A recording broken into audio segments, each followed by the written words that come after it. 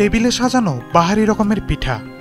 বিক্রেতারা নানা রকম নাম এবং স্বাদের পিঠাপুলির পসরা সাজিয়ে বসেছেন। তারা ক্রেতাদের আকর্ষণ করার জন্য পিঠাগুলোর স্বাদ ও বৈশিষ্ট্য বর্ণনা করছেন। দর্শনার্থীরা এক স্টল থেকে আরেক স্টলে ঘুরে ঘুরে পিঠা কিনছেন।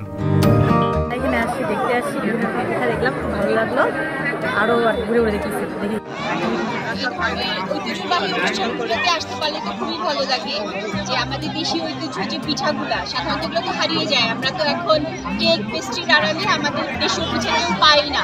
এই ধরনের একটা উদ্যোগ খুবই খুবই ভালো একটা উদ্যোগ যে আমাদের হারিয়ে যাওয়া যে ঐতিহ্যগুলো আছে সেগুলোকে আমরা ফেরত পাচ্ছি। অনেক পিঠার নাম জানতাম না, এখানে এসে আজকে পিঠার নাম জানতে পারলাম, খুব ভালো লাগছে।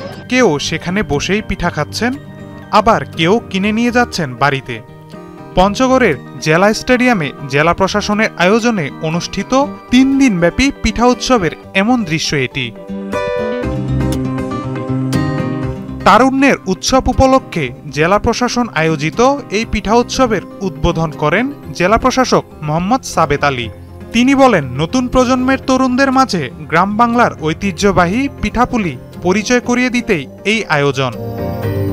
পঞ্চগড় জেলা উত্তরবঙ্গের সর্বশেষ উত্তর প্রান্তের জেলা। এখানে শীতকালে বেশ প্রচণ্ড শীত পড়ে এবং এই শীতকালে আমাদের এই গ্রামীণ জনপদের মানুষ পিঠা থেকে আমরা বিশেষভাবে আমরা উপভোগ করি।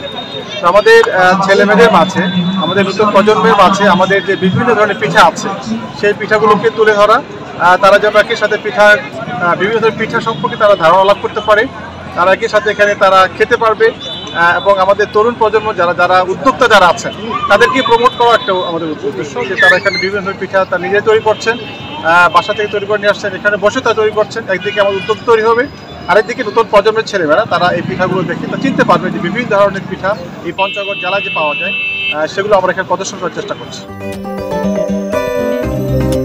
পিঠা উৎসবে জেলার বিভিন্ন সরকারি বেসরকারি প্রতিষ্ঠান, শিক্ষা প্রতিষ্ঠান এবং ব্যক্তিগত পর্যায়ে 17টি স্টল অংশগ্রহণ করেছে। বিক্রেতাদের মধ্যে অধিকাংশই কিশোরী, তরুণী ও নারী। বাঙালি যে আমাদের বাঙালিয়ানা একটা আছে পৌষ পার্বণ, যেটা আছে আমাদের, তো পৌষ পার্বণের আয়োজন আমরা করছি। তো সবাই যাতে মানে শীতকালে হয় না, অনেকে বাসায় পিঠা বানায় না, এখানে শহরে আমেজ আসছে, পিঠার আমেজ নিয়ে আসছে, আমরা শীতকালীন পিঠা সবাই যেন খেতে পারি।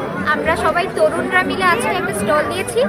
আমাদের আসল উদ্দেশ্য হচ্ছে সবাইকে বাঙালিয়ানা সম্পর্কে জানানো, সবাই যাতে পিঠাগুলো সম্পর্কে জানতে পারে। আর আমাদের এখানে সর্বোচ্চ 50 টাকা থেকে সর্বনিম্ন 10 টাকার মধ্যে পিঠা আছে।